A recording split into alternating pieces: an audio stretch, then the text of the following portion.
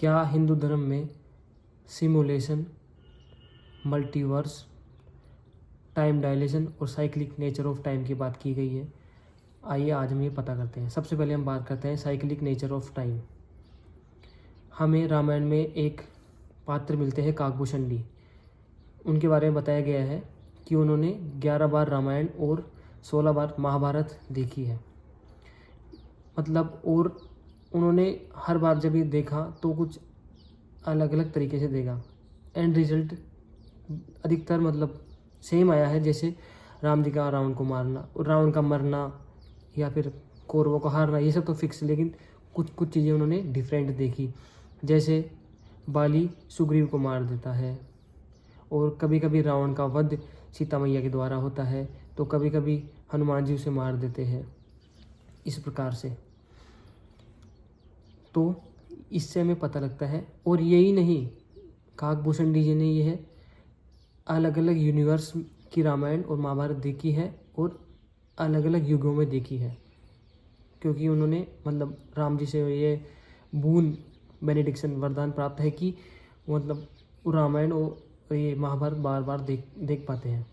तो इससे हमें पता चलता है कि हमारे शास्त्रों में साइक्लिक नेचर ऑफ टाइम, कि टाइम एक साइकिल के रूप में, जैसे सतयुग, त्रेता, द्वापर, कलयुग, फिर से सतयुग, त्रेता, द्वापर, कलयुग, ऐसे बार बार रिपीट होता रहता है।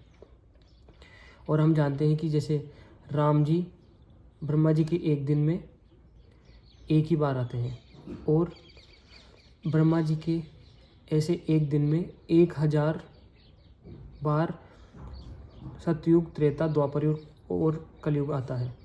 तो उन 1000 बार जो द्वापर, सतयुग, कलयुग और त्रेता युग आता है, उनमें से राम जी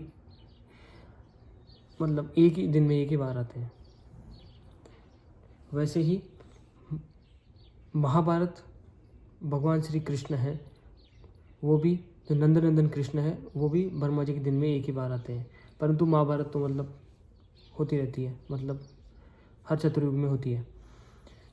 तो इससे हमें पता चलता है कि हमें साइक्लिक नेचर ऑफ टाइम, और उन्होंने अलग अलग यूनिवर्स में की रामायण और महाभारत देखी है, तो इससे मल्टीवर्स का पता भी लगता है। मल्टीवर्स का पता हमें इस कहानी से भी लगता है, जब ब्रह्मा जी एक बार भगवान श्री कृष्ण को विजिट करने द्वारका में आते हैं, तो द्वारपाल उन्हें रोक लेते हैं और पूछते हैं कि आप कौन हो। तो जाके मतलब वो बताते हैं कि जाके बता दो भगवान को, कृष्ण को, कि ब्रह्मा आए हैं। तो भगवान कृष्ण के पास जब वो द्वारपाल जाता है, द्वारपाल बताता है कि कोई ब्रह्मा नाम के देव आए हैं। तो भगवान श्री कृष्ण पूछते हैं कि कौन से ब्रह्मा आए हैं। तो ये बात द्वारपाल जाके ब्रह्मा जी को बोलता है। तो ब्रह्मा जी मतलब एस्टोनिश्ड हो जाते हैं कि मेरे अलावा कौन सा ब्रह्मा है, मैं ही तो ब्रह्मा हूँ। तो जब वो भगवान कृष्ण के पास जाकर इस बारे में पूछते हैं, तो भगवान मतलब जितने भी अलग अलग ब्रह्मांड हैं, उनके सब ब्रह्मा हैं, उन सबको मतलब बुलाते हैं। तो वहाँ पे ब्रह्मा जी चकित हो जाते हैं ये देख के कि किसी ब्रह्मा के 8 सिर हैं, किसी के 10 सिर हैं, किसी के 16 हैं, किसी के 32 हैं, किसी के 64 हैं, किसी के 10 लाख हैं और किसी के 1 करोड़ हैं। और जितने ब्रह्मा के जितने सर हैं, जिस ब्रह्मा के जितने सर हैं, उसका ब्रह्मांड उतना ही बड़ा है। तो हमारे वाले ब्रह्मा जी जिनके सिर्फ 4 सर हैं, उनका ब्रह्मांड सबसे छोटा है।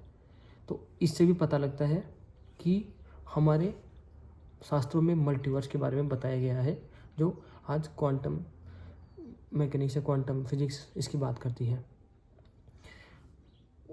तो ब्रह्मा जी को ये रियलाइजेशन हो जाता है कि मैं ही इकलौता ब्रह्मा जी नहीं हूँ। और भगवान कृष्ण ये उनको रीज़न देते हैं कि तुम्हें मतलब ये थोड़ा अहंकार आ गया था कि मैं ही सृष्टि का रचयिता हूँ, मैंने सब कुछ बनाया है। तो ये ईगो तोड़ने के लिए भी, और भगवान जिन सब ब्रह्मा जी को उन्होंने बुलाया था, उनको ये बताते हैं कि मुझे आप सबके दर्शन करने की इच्छा हो रही थी, तो मैंने आपको बुला लिया। तो ये भी एक मल्टीवर्स का उदाहरण है। और इसके अलावा हम देखते हैं कि जो भगवान विष्णु है, भगवान श्रीमन नारायण, जिनको महाविष्णु भी कहते हैं, जो कारणोदक सागर में लेटे रहते हैं, उनके जो बॉडी पे जितने भी पोर हैं, उन हर एक पोर से मतलब ब्रह्मांड निकलता है। और जब वो सांस लेते हैं तो अनंत ब्रह्मांड, उनके बड़े बड़े ब्रह्मांड उनके सांस से निकलते हैं। और जो वो सांस अंदर लेते हैं तो बड़े बड़े ब्रह्मांड उनके अंदर समा जाते हैं। तो इससे भी पता लगता है कि मल्टीवर्स का बात की गई है। इसके अलावा जब महाविष्णु अपनी मतलब योग निद्रा में होते हैं तो वो हमारी रियलिटी होती है, मतलब जो उनका सपना है वो हमारी रियलिटी है। तो इसका मतलब इससे भी हमें पता लगता है कि हम सिमुलेशन में रहते हैं। सिमुलेशन मतलब हम मतलब हमें और कोई कंट्रोल कर रहा है, या हम किसी सपने के अंदर हैं और या जो हम देख रहे हैं वो सत्य नहीं है। तो इस प्रकार से तो भगवान विष्णु के सपने के अंदर हम जो भी फील कर रहे हैं, जो भी रियलाइज़ कर पा रहे हैं, वो भगवान विष्णु के सपने के अंदर है। तो इससे भी सिमुलेशन का पता लगता है। अब बात करते हैं टाइम डायलेशन की। टाइम डायलेशन की एक कथा आती है कि एक राजा होते हैं और उनकी एक पुत्री होती है। उन राजा का नाम काकड़मी होता है और वो कुश स्थली के राजा होते हैं। वो अपनी पुत्री के लिए योग्य वर यानी पति ढूंढने के लिए बहुत चिंतित होते हैं।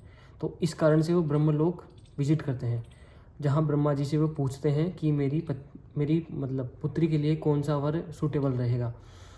तो जब वो ब्रह्मलोक से विजिट करके वापस धरती पे आते हैं तो कई मतलब सैकड़ों हजारों साल गुजर चुके होते हैं, क्योंकि पृथ्वी की सापेक्ष ब्रह्मलोक में समय बहुत धीरे गुजरता है। जैसे मैंने पहले आपको बताया था कि ब्रह्मा जी के एक दिन में मतलब 1000 बार त्रेता, सत्य और द्वापर और कलयुग मतलब गुजर जाते हैं। तो इसी वजह से यहाँ पे समय बहुत धीरे गुजरता है। तो इसी कारण जब काकड़मी राजा अपनी पुत्री के साथ धरती पर वापस आते हैं तो जो भी योग्य वर वो अपनी बेटी के लिए ढूंढ रहे थे वो सब मर चुके होते हैं। तो फिर उन्हें ब्रह्मा जी एडवाइस करते हैं कि आपकी बेटी के लिए भगवान श्री कृष्ण के बड़े भ्राताश्री बलराम जी योग्य रहेंगे। तो वो सतयुग से वो समय गुजरते गुजरते मतलब लगभग 17 और लगभग 30 लाख साल गुजर जाते हैं।